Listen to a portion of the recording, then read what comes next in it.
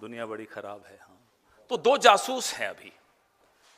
2014 के चुनाव में इन्हीं दोनों जासूसों ने एक नारा दिया था, घर घर मोदी। एक नारा ऐसा है जिस पे ये वाकई अमल कर रहे हैं, घर घर मोदी, हर मोबाइल में मोदी। संचार साथी, ये संचार साथी के चक्कर में मत पड़िएगा, ये साथी नहीं है। ये सरकार का एक हाथी आपके मोबाइल में आके बैठ गया। हाथी मेरे साथी भी पिक्चर थी एक। और इन दोनों की पुरानी आदत है, ये बीमारी इनकी पुरानी है जासूसी करने की। गुजरात में मशहूर है, मैं इससे ज्यादा इसलिए नहीं बोलूंगा। कपिल मिश्रा बहुत कुछ बोल चुके हैं। दिल्ली की विधानसभा में पूरा वीडियो चलाया था, कपिल मिश्रा ने इनकी जासूसी का कांड खोला था। अब वो कपिल मिश्रा इन्हीं के नेता हैं, लेकिन खुलासा उन्होंने जरूर किया था, उसका धन्यवाद हम उनको देंगे। तो ये जासूसी जो ये गुजरात में करते थे, अब ये चाहते हैं मेरे और आपके घर में ये जासूसी करें। ये चाहते हैं हमारे बच्चे, परिवार, अब बच्चे होते हैं, सेल्फीज लेते हैं, फोटोएं खींचते हैं, एक दूसरे को भेजते हैं। ये सब चीजें copy to Narendra Modi, CC to Narendra Modi, CC to Amit Shah. क्यों भाई? ये हर बेडरूम में घुसने की बीमारी क्यों है आपको? क्यों घुसना चाहते हैं आप हमारे मोबाइल्स में? कल एक महाराज आए, अपने आप को महाराज कहते हैं, ज्योतिरादित्य सिंधिया, कहते नहीं नहीं ये कंपलसरी नहीं है, इसको आप डिलीट कर सकते हो। महाराज, ये राजे रजवाड़ों का राज नहीं है। अब लिखित में जो आया वो बताइए। मौखिक रूप से आपने आदेश जारी कर दिया, उससे थोड़ा ही चलेगा। ये कोई रियासत थोड़े है आपकी। लिखित में आप कहते हैं कि हर भारतीय स्मार्टफोन पर, एंड्रॉइड पर, आईओएस पर ये एक संचार साथी नाम की ऐप प्री लोडेड होगी। उसको ना छिपाया जा सकता है, ना मिटाया जा सकता है, ना डिलीट किया जा सकता है, ना छेड़ा नहीं जा सकता। ये लिखित में है। मौखिक रूप से महाराजा आते हैं और कहते नहीं नहीं नहीं ऐसा नहीं है। वैसे इस पार्टी में ये बीमारी है, ये भारतीय जासूस पार्टी में बीमारी ये है कि ये कहते कुछ हैं, लिखते कुछ हैं और करते कुछ और हैं। सोचते हैं या नहीं, अभी इस पर आरोप इन पर ज्यादा गंभीर लगे नहीं है सोचने के, शायद नहीं भी सोचते हो। लेकिन जो हमारी आपकी बात ये सुरक्षा की कर रहे हैं, सेफ्टी एक बहाना है, प्राइवेसी पर निशाना है। ये असलियत है इस ऐप की जो प्री इंस्टॉल करना दूरसंचार विभाग ने मैंडेटरी कर दिया है, कंपलसरी कर दिया। अभी तक लिखित रूप से ये ऑर्डर विड्रॉ नहीं हुआ है। कल दोपहर को महाराजा ने जब ये बयान दिया, फरमान जारी किया, उसके बाद मेरे भी मोबाइल पे आया, आपके मोबाइल पे भी आया होगा। लिंक पे करिए और संचार साथी बनाइए। तो आपने क्या खाना ऑर्डर किया, आपने बैंक में कब क्या पैसे विड्रॉ किए, किसको पैसे दिए, किससे लिए, सब कुछ, कौन से फोटोज खींचे, सिग्नल पे, टेलीग्राम पे, व्हाट्सएप पे, मेल पे क्या मैसेजेस आपने भेजे, सब चीज की एक कॉपी दो जासूस अपने पास मंगवाएंगे। क्या करेंगे इस कॉपी का? जरा पूछिए ना इनसे, इनकी रुचि क्या है हमारी निजी जिंदगी में। कल मैं देख रहा था सोशल मीडिया पे, अरे गूगल को तो दे देते हैं आप सारी जानकारी। अरे तो गूगल मेरी सरकार है क्या? गूगल क्या मुझे अरेस्ट कर सकता है? गूगल क्या उस जानकारी का दुरुपयोग करके मुझे ब्लैकमेल कर सकता है? क्या गूगल जो भीमा कोरेगांव में हुआ, ऐसी ही किसी ऐप के जरिए लैपटॉप में कुछ एविडेंस घुसा दिया इन लोगों ने और उनको जेल में डाल दिया, क्या गूगल ये कर सकता है? गूगल के खिलाफ मेरे पास कानूनी रास्ता है, मेरी अपनी सरकार के खिलाफ मेरे पास क्या है कानूनी रास्ता? जो वीआईपीज हैं, महत्वपूर्ण लोग हैं, पॉलिटिकल लोग हैं, पत्रकार हैं, जजेस हैं, बिजनेसमैन हैं, अपनी ही पार्टी के भीतर के जो इनके प्रतिद्वंदी हैं, उन सब के लिए पेगासस। आम आदमी के लिए संचार साथी, मकसद एक ही है। जो पेगासस का मतलब था, पेगासस गैर कानूनी रूप से पिछले दरवाजे से आपकी जिंदगी में घुस रहा था, संचार साथी सामने के दरवाजे से कानूनी जामा ओढ़कर आपकी मोबाइल्स में घुस रहा है, आपके बेडरूम में घुस रहा है, आपके किचन में घुस रहा है, आपके घरों में घुस रहा है, आपकी जिंदगी में घुस रहा है। इलेक्टोरल बॉन्ड की जानकारी निजता का हनन है साहब, वो नहीं मिलेगी आपको। पीएम केयर फंड में कितना पैसा किस कंपनी से आया, यह जानकारी आपको नहीं दी जाएगी, निजता का हनन है। प्रधानमंत्री की डिग्री, आज तक कोर्ट में केस लड़ा जा रहा है, निजता का हनन है। डिग्री तक नहीं सार्वजनिक की जाती जिस देश में, वैसे बड़ा अजीब हो गया है ये देश। जो पढ़ा लिखा है वो तो पप्पू, और जिसकी डिग्री तक पे सवालिया निशान है वो विश्वगुरु। तो विश्वगुरु की डिग्री मांग लेना निजता का हनन है, लेकिन हमारे आपके मोबाइल में घुसकर हमारी जिंदगी की तमाम जानकारी ले जाना उनका हक है। बताइए ये किस तरह की डेमोक्रेसी है? इसीलिए इस प्रेस वार्ता को मैंने नाम यही दिया कि ऐसी तैसी प्रिवेसी। ये क्या है ये डेमोक्रेसी? कहां है ये डेमोक्रेसी? हम सरकार से सवाल नहीं पूछ सकते। हम सरकार से राइट टू इंफॉर्मेशन में उन्होंने सेक्शन 8 में जो तब्दीलियां कर दी, राइट टू इंफॉर्मेशन तबाह कर दिया इन्होंने। और इस सरकार जिसके पास हमारा आपके जितनी इंफॉर्मेशन, जितना डेटा, जितने आंकड़े हैं वो सुरक्षित नहीं है, इसका सबूत ये सरकार कई बार दे चुकी है। करोड़ों लोगों का आधार डेटा लीक हुआ, करोड़ों लोगों का नमो ऐप का डेटा लीक हुआ, ये सब सबूतों के साथ बोल रहे हैं। करोड़ों लोगों का डेटा बेचा गया और 100 करोड़ इस सरकार ने कमाए। उस सरकार को चाहिए, वो चाहती है कि हमारे आपके मोबाइल में घुस जाए और जानकारी इकट्ठी करे और फिर इस जानकारी का दुरुपयोग करे, इस जानकारी को बेचे।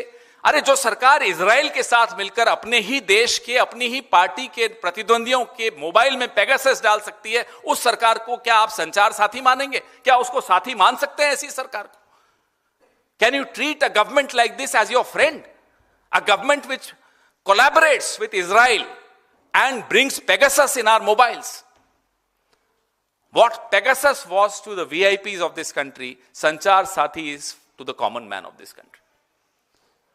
The objective is the same. The objective is to get into your mobiles, to get into your bedrooms, to get into your lives, to ensure that your teenage daughters, sons, their mobiles, their selfies, their photographs, their information, everything becomes public, everything goes to the... And the two of them have a recorded history of spying on ordinary citizens. कोई पहली बार नहीं कर रहे हैं, ये कई बार कर चुके हैं। 240 सीटों में यह हाल है। सोचिए 400 होती तो क्या करते हैं? समझिए आप इनके मकसद समझिए। और इनका जो रिकॉर्ड है, मैं 2-3 चीजें तो बता ही चुका हूं आपको, लेकिन मैं सिलसिलेवार आपको इनका रिकॉर्ड बताना चाहता हूं।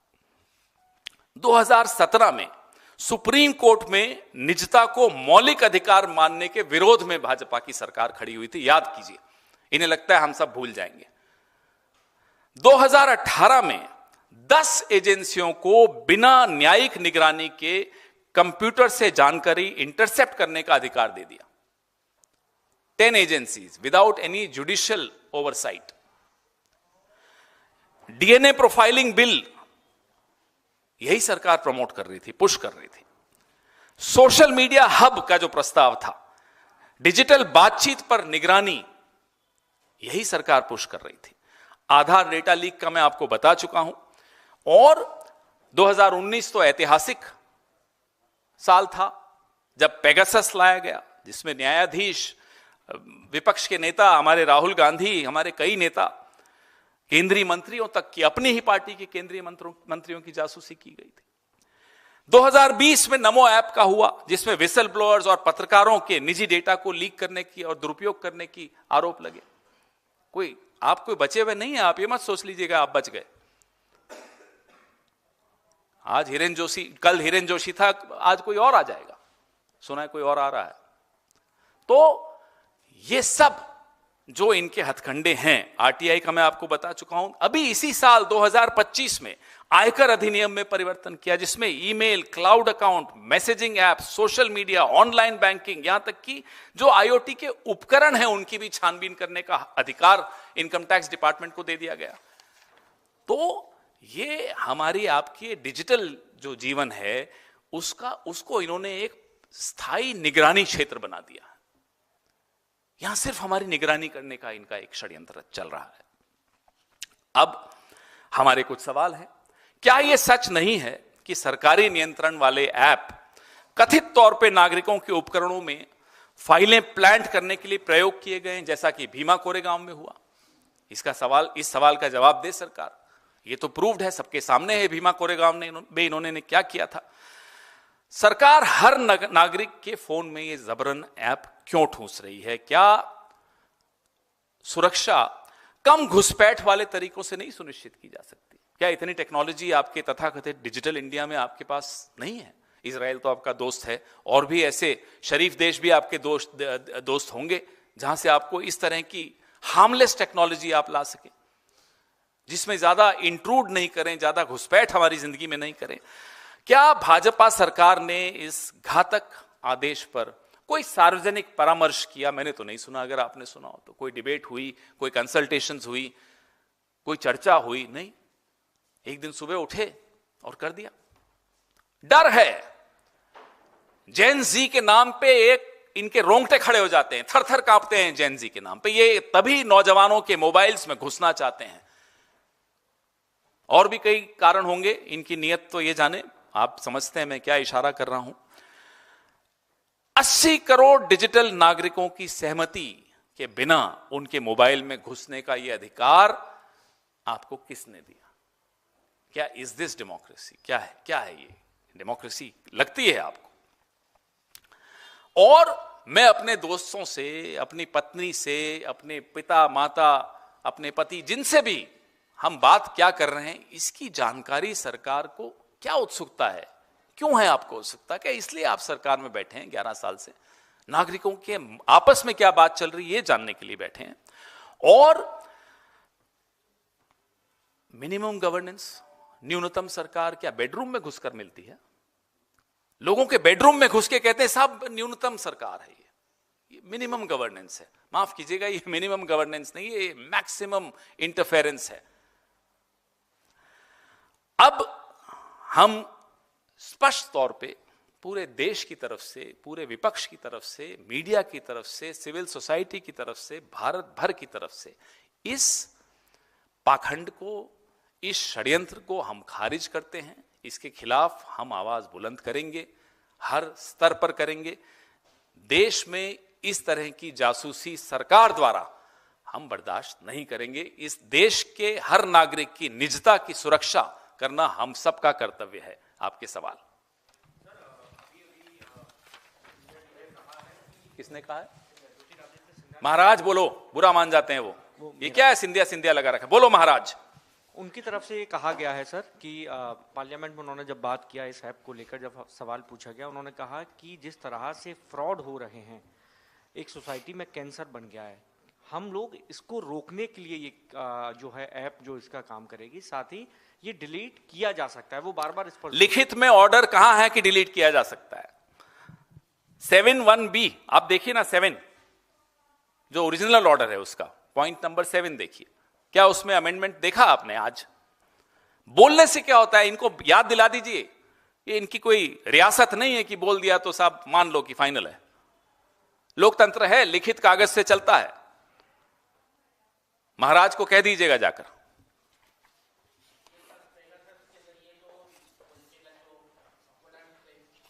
जी,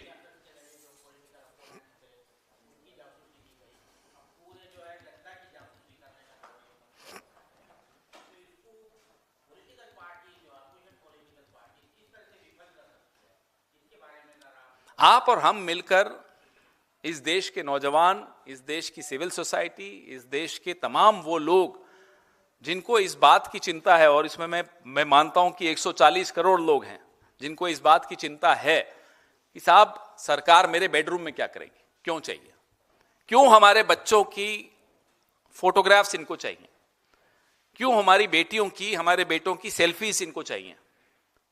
कारण क्या है? गुजरात में जो जासूसी करते थे उससे मन नहीं भरा आपका?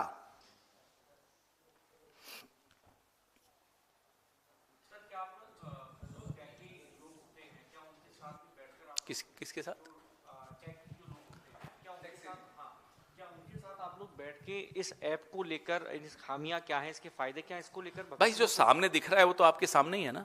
जो ऑर्डर आया 2 पेज का, उसमें कोई एक्सपर्ट भी नहीं चाहिए।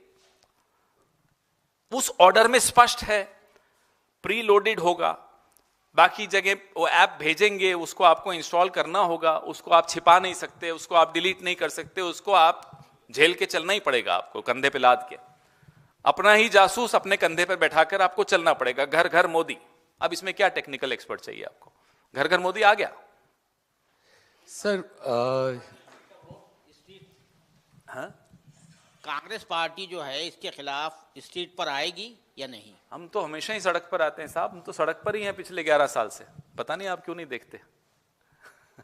No, sir, you just mentioned that how Congress will be taking up this issue across the country. Then what are the plans of the Congress party in regard to this Sanchar Sathi app, and how you want to make people aware? From every platform, we are going to challenge this. We are waiting for the government to actually do what the Maharaja is saying. But Maharaja के कहने से तो नहीं होता ना. But if they actually withdraw this, which this government is known for, U-turns is a speciality of this government.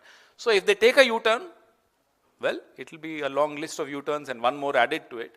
But if they don't take a U-turn, we'll ensure that they do take a U-turn on this. Sir, beside from this, there is another पहले ये तो issue. खत्म होने दो। Okay.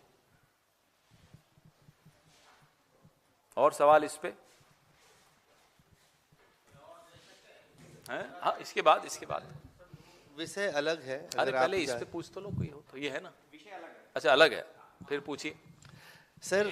Mic लीजिए, mic लीजिए। हिरेन जोशी बहुत चर्चा में है। कौन? हाँ, हिरेन जोशी क्यों है चर्चा में?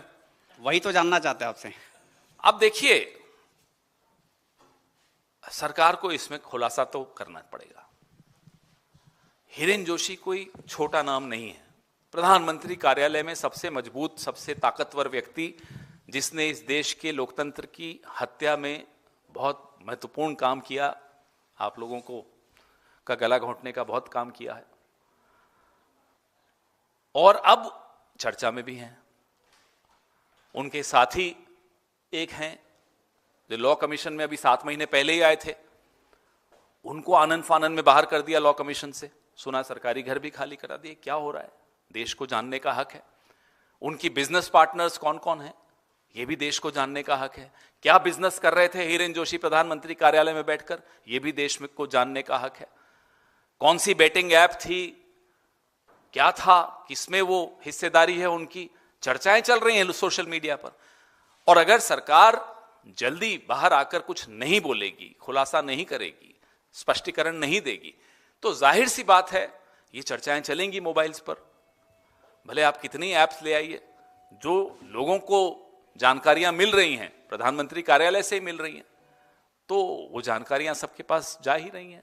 बहुत सारी सुना है बिजनेस इंटरेस्ट हो गए इनके, विदेशों में इनके क्या लिंक्स हैं, जब विदेश यात्रा की वहां किन किन से मिले, क्या राष्ट्र के हितों का कोई समझौता किया हिरेन जोशी ने अपने साथियों से मिलकर अमेरिका में या जहां भी गए हों। ये सारी खुलासे अब आएंगे। ये देश जो है ना, लोकतंत्र को आप इतनी आसानी से मार नहीं सकते। कोशिश बहुत कर ली आपने। अब प्रधानमंत्री के कार्यालय पे बहुत बड़ा सवालिया निशान खड़ा हो गया। एक महत्वपूर्ण व्यक्ति, उसके रिश्ते, व्यावसायिक रिश्ते, उसके निजी रिश्ते, क्योंकि निजी कुछ नहीं होता प्रधानमंत्री के कार्यालय में। क्या निजी है, सार्वजनिक ऑफिस है वो। क्या संबंध किससे हैं, उन संबंधों का क्या नुकसान इस देश को हुआ, ये पारदर्शिता से देश को जानने का हक है। और सरकार का कर्तव्य है कि पारदर्शिता से हिरेन जोशी का पूरा प्रकरण देश के सामने रखें। नहीं तो हम तो रखेंगे ही। पवन सर, एक सवाल है। रक्षा मंत्री कल गुजरात के दौरे पे थे, राजनाथ सिंह जी। उन्होंने कल वहां पे कहा कि उस वक्त पंडित जवाहरलाल नेहरू पब्लिक फंड से बाबरी मस्जिद का निर्माण करना चाहते थे और उस वक्त गुजरात के बेटे सरदार पटेल ने इसे रोका। अरे भी रक्षा मंत्री को तो हम यही कहेंगे साहब, आप तो ऐसे न थे। बाकियों का तो समझ में आता है, बहुत पढ़े लिखे प्रधानमंत्री हैं, उनका समझ में आता है, जो बोल देते हैं। अब लोग हंसते हैं। रक्षा मंत्री भी बोलने लगेंगे इस तरह की बातें। भाई बताइए, कहां है आपके पास सबूत? ये कहां से हवाबाजी करने आ गए आप? इसका सबूत नहीं है उनके पास। लेकिन यहां झंडेवालान में 800 साल पुराना मंदिर अभी कुछ दिनों पहले गिराया जा रहा है क्योंकि आरएसएस के मुख्यालय की पार्किंग बनानी है। इसका सबूत है हमारे पास। ये अजीब सी बातें करते हैं साहब। नेहरू जी ने बाबरी मस्जिद, अरे भाई बाबरी मस्जिद कब बनी थी? 1560 में बनी होगी शायद। नेहरू जी कब पैदा हुए थे? सरदार पटेल जी की मृत्यु कब हुई थी? 1950 में हुई थी। उसके 14 साल बाद भी नेहरू जी तो थे ना। बनाई क्या बाबरी मस्जिद? तब तो सरदार पटेल नहीं थे ना रोकने वाले। तो राजनाथ सिंह जी को चाहिए कि मोदी के राह पे ना चलें। भाजपा में को बहुत बड़ा नुकसान मोदी जी करके जा रहे हैं। अब पीछे पीछे सब भी उसी रास्ते पे चले जाएंगे तो हमें तो कोई नुकसान नहीं, हमें तो फायदा ही है। पार्टी को खत्म करिए, हमें क्या नुकसान है? बाय सर, एक रेवंत रेड्डी का स्टेटमेंट है और आपकी पार्टी से एक और लीडर हैं रागिनी नायक, उनका एक ट्वीट क्या जिसमें उन्होंने एक एआई वीडियो जनरेट किया हुआ है प्रधानमंत्री मोदी का, और उस पर आपकी क्या प्रतिक्रिया? और रेवंत रेड्डी ने मैंने देखा नहीं और ना मैंने रेवंत जी का स्टेटमेंट सुना। तो जब मैं सुनूंगा और जब रागिनी जी का मैं ट्वीट देखूंगा तो उस पर टिप्पणी कर देंगे। ये मैं जो पहला आपका वो था इशू था, इसके बाद संचार साथी। अब आप संचार सारथी पे आ गए। देखो साथी पे नहीं, मैं ये इसलिए अच्छी बात है, पूछना मैं तो चाह- खुश हूँ। हाँ कि पूछिए। रशिया में भी इसी तरह से हो रहा है। पुतिन जो है यहाँ आने वाले हैं, इंडिया आने वाले हैं। क्या उनके वेलकम के लिए किया जा रहा है? तो ये उनको संचार कहो साथी? अपना मोबाइल ना लाएं साथ में। पता चला इधर भी घर घर मोदी और उधर भी घर घर मोदी।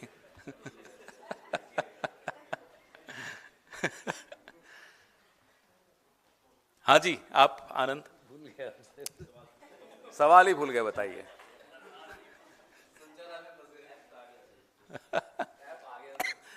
देखिए, CPP chairperson has written a detailed article in which he has highlighted that how in Aravali Hills the rules have been bended, and as Delhi is grappling with air pollution issue. it's a very, very serious concern. I come from the state where Aravali's actually originate from, Rajasthan, and they come right up to NCR. But when you drive down from my city to Delhi, there comes a point where you just see that the mountains are no longer there. They've been obliterated, they've been removed. And it's a shocker because from my childhood I have driven thousands of times on this road, and suddenly there is a blank.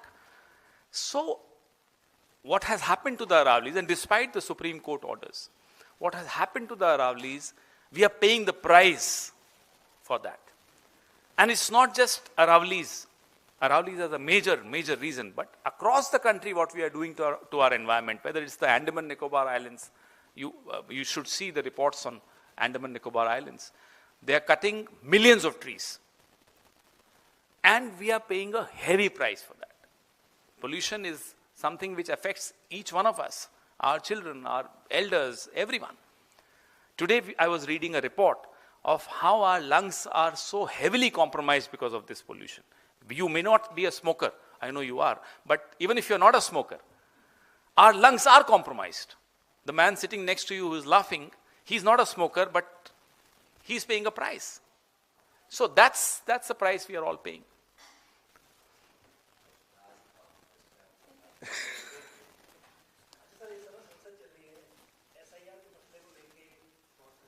देखिए, SIR का मसला हम बिहार में उठाते हैं तो हम पर आरोप लगाते हैं कि साहब आप गलत बात कर रहे हो, आप हारते हो इसलिए बोल रहे हो। वही काम बीजेपी बंगाल में कर रही है। वही आरोप, वही सवाल बीजेपी बंगाल में उठा रही। तो ऐसा कैसा है एसआईआर कि बिहार में तो एकदम ठीक हुआ और बंगाल में खराब हो रहा है? इसका जवाब आजकल ज्ञानेश घूम रहे हैं, सुना विदेशों में। ज्ञानेश से दिलवाइए या मोदी जी से दिलवाइए कि साहब बिहार में ठीक है एसआईआर, बंगाल में खराब क्यों है, जरा जवाब दीजिए। बीएलओज जिस प्रेशर में काम कर रहे हैं, प्रेशर सिर्फ ये नहीं कि डेडलाइंस मीट करनी है, प्रेशर कुछ गलत करने का भी है। उस दबाव में आत्महत्याएं हो रही हैं, उस दबाव में जो हो रहा है वो आपके सामने और बहुत दुखदाई है। एसआईआर पे हमारे सवाल हम निरंतर उठा रहे हैं, संसद में भी उठाएंगे, इस पे चर्चा होगी।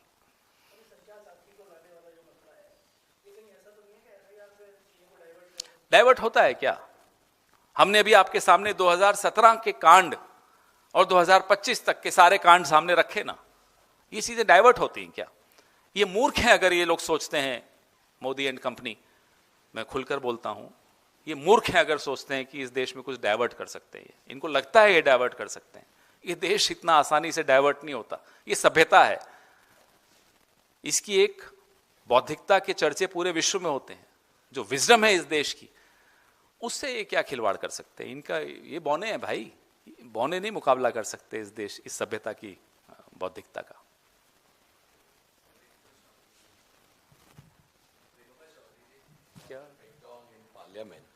उस पे तो चर्चा हो गई, उन्होंने आज जवाब बड़ा अच्छा दिया, उसमें बड़ा अच्छा जवाब दिया। मुझे लगता है उसके बाद कोई जवाब देने लायक बचता ही नहीं है। मेरे को तो खांसी भी हो रही नहीं तो मैं भी जवाब दे देता। मैं खांसता हूं तो भी ऐसे लगेगा आपको कि मैं भी वही कर रहा हूं। Thank you. अब कोई वन ऑन वन नहीं है, जो सवाल थे आपने पूछ लिए। Thank you.